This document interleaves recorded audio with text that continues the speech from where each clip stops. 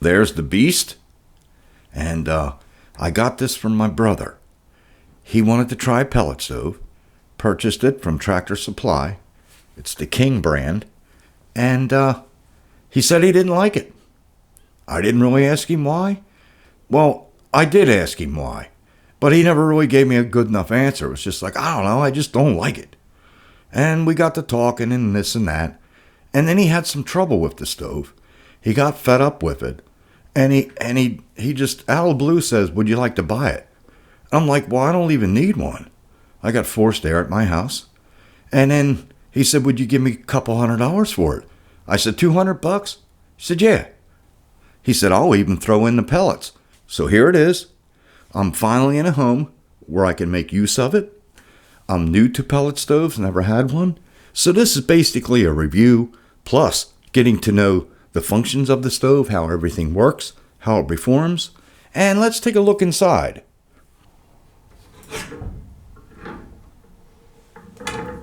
Here's where you could use a little helping hand. Okay. This little chute here is where the pellets drop down. There's a little auger back there that feeds this chute. And they fall into this little tray. I've got a few pellets ready to light. And it gets air down here from the combustion fan. This here is the igniter that heats up. It's like a glow stick. It heats up right through this little hole here and lights these pellets. At the moment, that glow stick is not working. That was one of the problems my brother had. So I light it manually. Then as it burns, you get ash that builds up on both sides and in here. And when it gets built up enough, it will even lay on the door here, which upsets me. Because every time I open the door to clean the glass, ash falls out on the floor. And I'm like, we can't be having that. I mean, I'm in a basement, no big deal.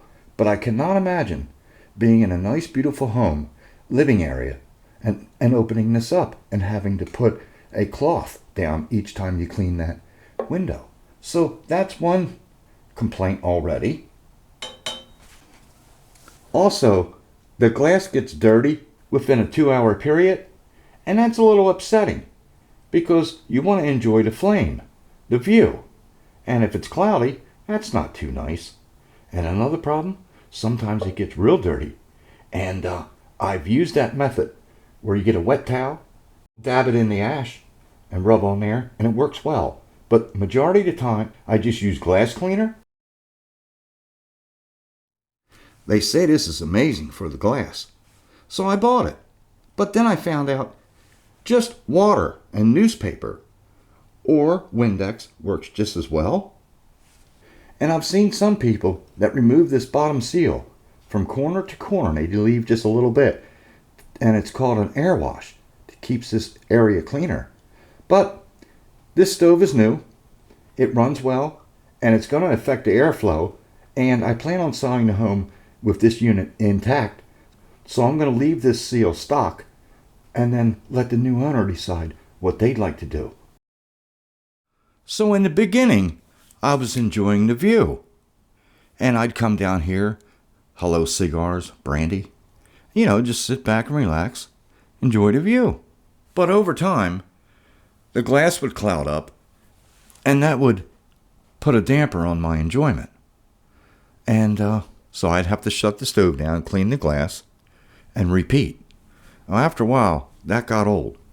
So, and I also noticed that the flame is not steady flame like I'd want. It would pulsate, like the fan would draw air, and the flame would go down and then back up, and it was all sporadic. And I thought there was something wrong with the stove. I'll go over that later. So after a while, I lost interest in the visual, and now I view it as a heat-producing beast.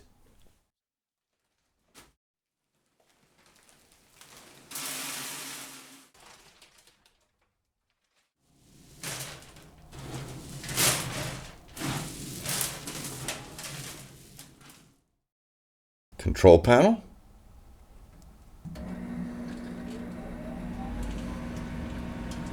Here's your heat settings. It's on 5. Lowest. You can hear it feeding pellets. I need to delay the auger. That delays the auger. No more pellets being fed.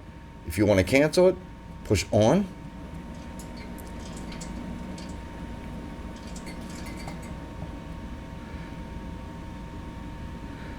Here's the room fan. I have that on auto, but you can choose different speeds. Same thing with the draft speed. I have it on auto, different speeds. And then we got auxiliary for some programming. So, let's go with high heat.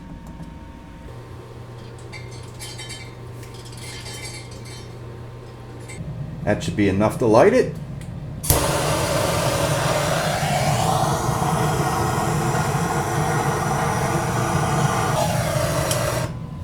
I keep the torch on there until I get a flame. Close the door soon after because it helps draw. Oh, okay, I can't shut the door the whole way yet, so I'll leave it open slightly.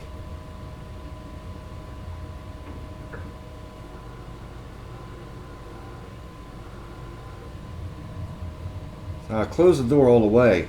The flame wants to go out. And you don't want the flame to go out because it will produce a lot of unnecessary smoke.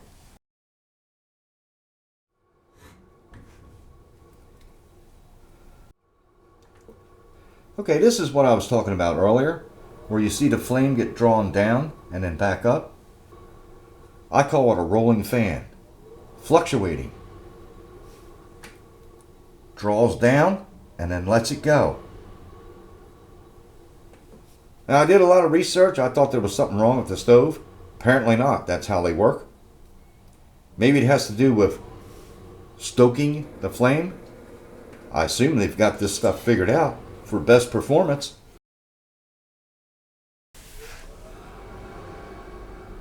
So here's the view. A little bit too much daylight coming in for some brandy and cigars. See what I can do about that.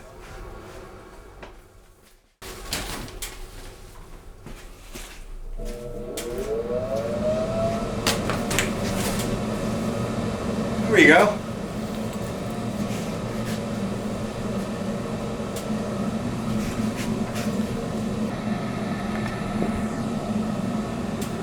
Now that's a nice flame. That's burning clean.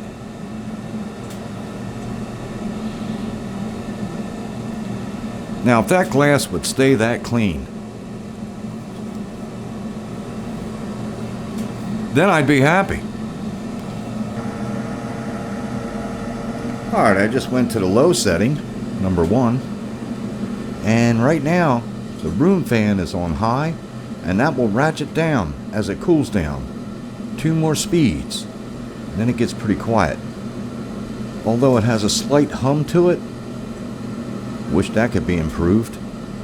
But on low, you hardly have a fire, and it's a nice low heat, so it doesn't run you out of the room.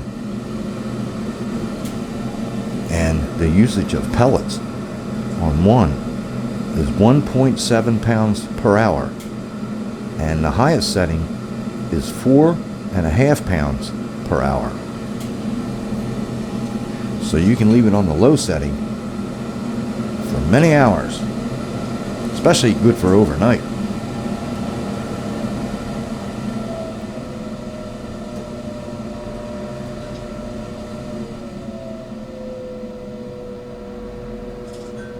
So that's a nice burn for low. Not much to look at, but it's tolerable watching TV.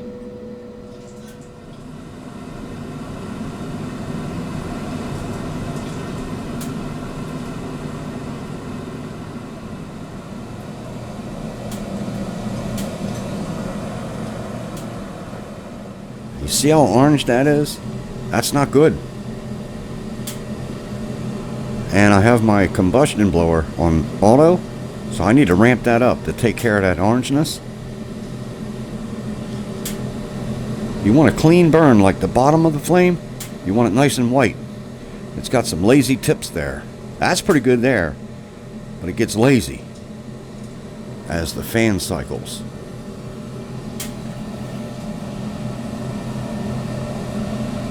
So we'll be back in 2 hours. City condition. That's looking pretty dirty. Let's take a closer look. Not too bad for ash buildup. Burn box doesn't look too dirty. Close-up of the ash and burn box. However, the door is pretty filthy.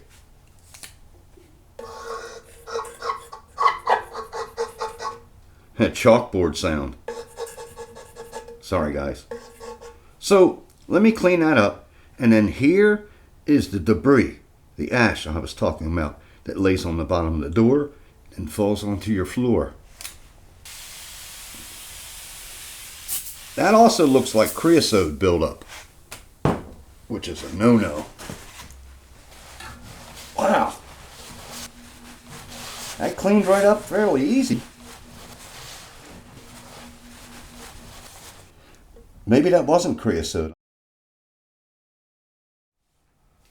So I've covered a lot of cons throughout this video. A few more things I'd like to point out. With a pellet stove, there's a lot of moving parts. You got the auger feed, the igniter, the combustion blower, room fan, a lot of sensors. And eventually, one or more of them are going to fail, so they will have to be addressed. Also, if you lose power, you can no longer use the stove unless you have a generator. Unlike an old school wood stove, they don't require any power. And even with the newer higher efficiency wood stoves that have the catalyst or the combustion blower, they will still perform with no power.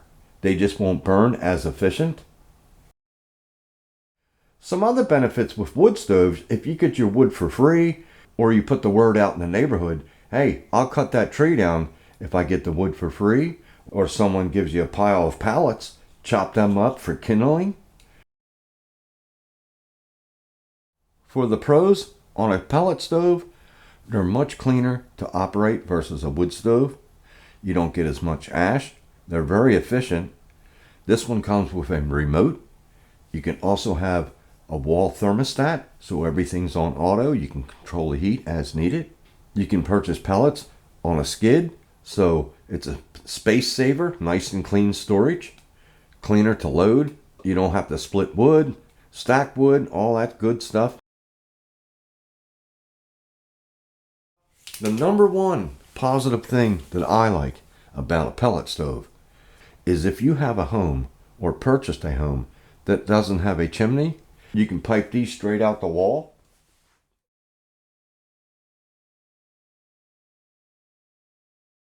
I'd like to thank everyone for watching.